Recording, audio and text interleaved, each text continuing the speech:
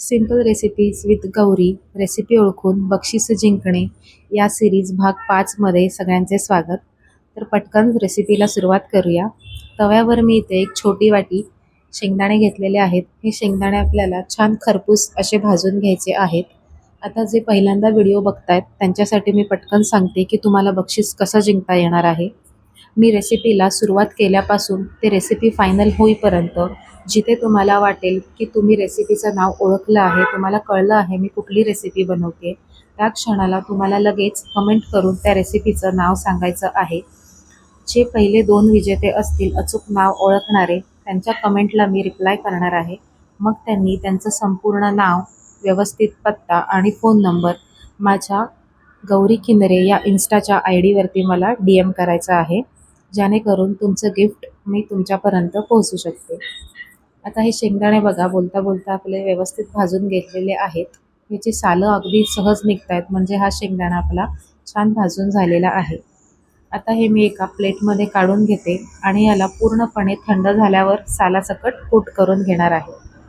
आता पुढे मी इथे कढई गरम करून घेतली आहे. यामध्ये 2 ते 3 चमचे तेल घेत आहे. तेल चांगलं गरम झालं की यामध्ये पाव चमचा राई घालायची आहे.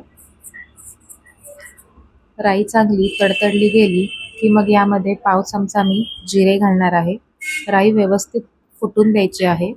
जिरा घालायची घाई करायची नाही, नाहीतर मग जिरं करपलं जातं. राई आणि जिऱ्याची फोडणी बसल्यानंतर यामध्ये एक बारीक कापलेला कांदा घालणार आहे. कांदा आपल्याला मंद फ्लेमवरतीच 3 ते 4 मिनटं छान परतून घ्यायचा आहे. गॅसची फ्लेम हाय करायची नाही आहे. मंद फ्लेमवरतीच कांदा आपल्याला परतायचा आहे, नाहीतर तो करपतो आणि मग त्याला एक गोडूस असे चव येते. आता कांदा लवकर परतला जावा यासाठी मी यामध्ये मीठ घालते आहे. सोबतच हळद घालायची आहे आणि 3 ते 4 मिनटं हा कांदा आपण थोडासा परतून नरम करून घेणार आहोत. गॅसची फ्लेम कुठेही आपल्याला वाढवायची नाही आहे.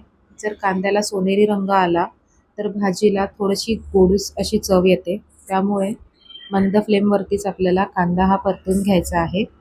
2 ते 3 मिनटं असा एकसारखा परतून घेतल्यानंतर यावरती आपल्याला आता झाकण ठेवायचं आहे, म्हणजे कांद्याला वाफ छान बसेल. 4 ते 5 मिनिट ही वाफ आपल्याला द्यायची आहे. 4 ते 5 मिनिटानंतर झाकण काढून घेतलं आहे. तुम्ही बघू शकता कांदा हा छान असा नरम झालेला आहे. आता याहून जास्त आपल्याला परतायचा नाही आहे. यामध्ये आता मी घालणार आहे मिरची पूड. तुम्हाला जसं तिखट आवडत असेल त्या हिशोबाने तुम्ही मिरची पूड यामध्ये घालायची आहे. सोबतच मी घालणार आहे एक पाव चमचा गरम मसाला. तुम्ही तुमच्या आवडीचा एखादा कुठलाही मसाला यामध्ये घालू शकता. मसाला घातल्यानंतर तो छान मंद फ्लेमवरतीच आपल्याला परतून घ्यायचा आहे. त्यामुळे भाजीला रंग खूप छान येतो.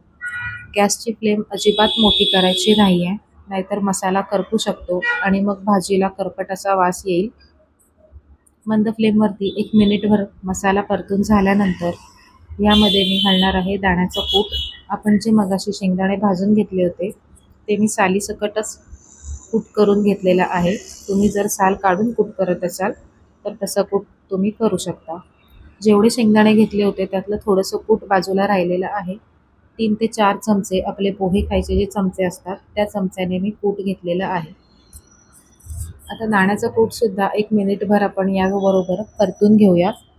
खूप जास्त वेळ परतायचं नाही आहे, नाहीतर काय होतं दाण्याचं कूट खालतून लागायला सुरुवात होते आणि मग भाजीला थोडा करपट असा वास येऊ शकतो. आता यामध्ये मी घालणार आहे दुधी.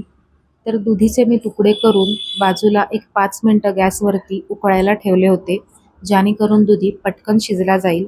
जर आपण भाजीमध्येच डायरेक्ट दुधी कापून घातला असता तर मसाले वगैरे भाजीमध्ये असल्यामुळे दुधी शिजायला खूप वेळ जातो. त्यामुळे कोणतेही मसाले न घालता फक्त पाण्यामध्ये दुधीचे तुकडे घालून एक 5 मिनटं उकळी काढून घेतली आहेत आणि आता या वाटणामध्ये हा दुधी आपण छान घालून मिक्स केलेला आहे.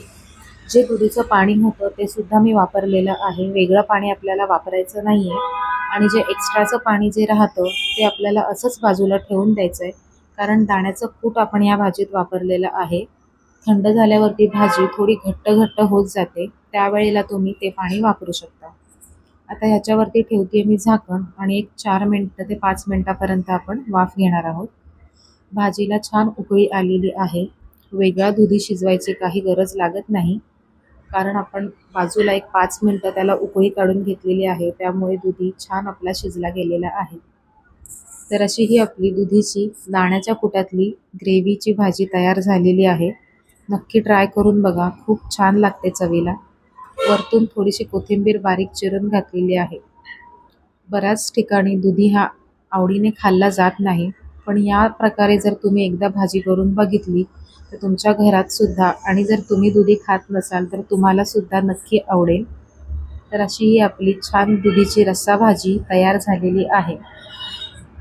बघा, थोड्या वेळाने थंड झाल्यावरती दाण्याचं कूट असल्यामुळे भाजीला थोडा घट्टपणा असा आलेला आहे. अशा वेळेला तुम्ही जे आपण दुधीचं पाणी ठेवलं होतं ते यामध्ये घालू शकता. तर ही भाजी अगदी भाकरी, चपाती, भाताबरोबर सुद्धा खूप छान लागते.